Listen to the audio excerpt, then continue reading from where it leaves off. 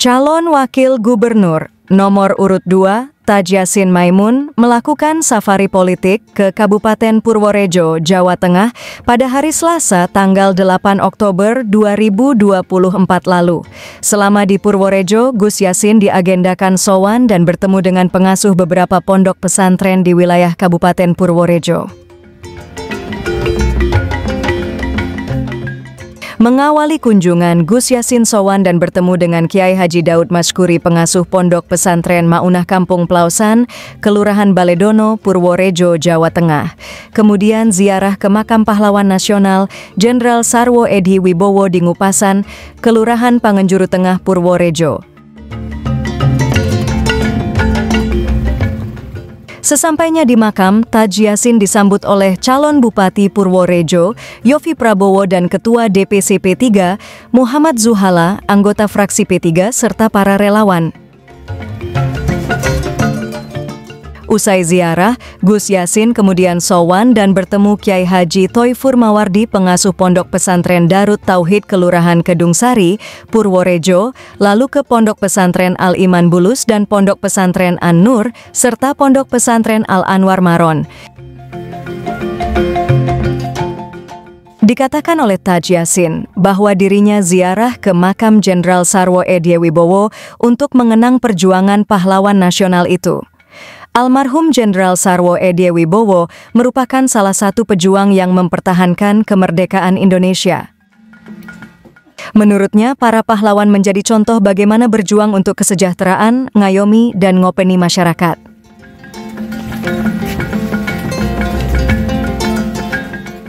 Pada hari ini saya melakukan safari di Kabupaten Purworejo, salah satunya di Makam Pahlawan Pak Edi.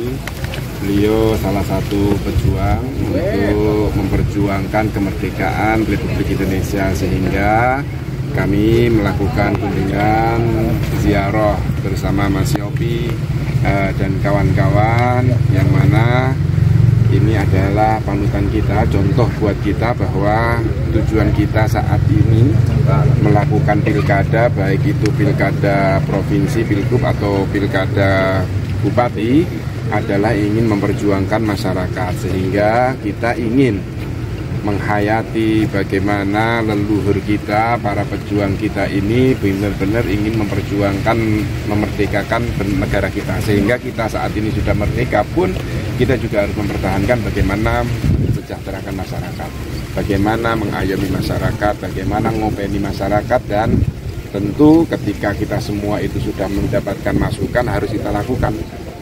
Bahasa Jawanya kita harus melakukan itu. Harapannya kita nanti bisa bersinergi. Di samping itu kami, karena ini pilkada serentak dan pilpresnya sudah selesai, kami juga ingin ada kesinambungan. Kami ini ibaratnya adalah tangan kepanjangan dari pemerintah pusat, yang mana kita harus mengambil apa yang jadi program pemerintah pusat untuk diterapkan di Jawa Tengah. Kita harus sinkronisasikan dengan bupati, wali kota yang ada di Jawa Tengah ini. Tentu ini harus sinkron, dan alhamdulillah Mas Yopi juga partai pengusungnya, dari P3 juga mengusung kami, dari Demokrat juga mengusung kami, maka ini harus bersinergi. Harapan untuk pasangan Yopi dan Lukman yang diusung P3 apa? Tentu kami berharap, karena kita itu kalau memimpin harus punya siapa sih tokoh pemimpin yang harus kita adopsi untuk kita jalankan. Nah, maka itu saya mengingatkan bahwa pemimpin yang paling baik adalah Nabi Muhammad. Nabi Muhammad itu pernah suatu hari, beliau itu ketika perjalanan hijrah dari Mekah ke Madinah, tentu perjalanan yang menyelelahkan.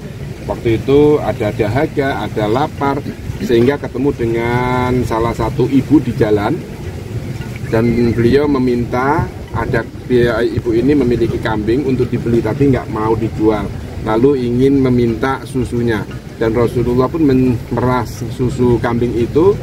Yang paling menarik di sini, Rasulullah tidak langsung meminumnya, tetapi diberikan kepada pemiliknya, dan semua masyarakat yang mengikuti Kanjeng Nabi baru dia minumnya. Artinya apa? Kita ketika menjadi pemimpin harus mengedepankan masyarakat dulu, yang kita pimpin dulu, baru setelah mereka itu semua selesai kita baru boleh ikut andil.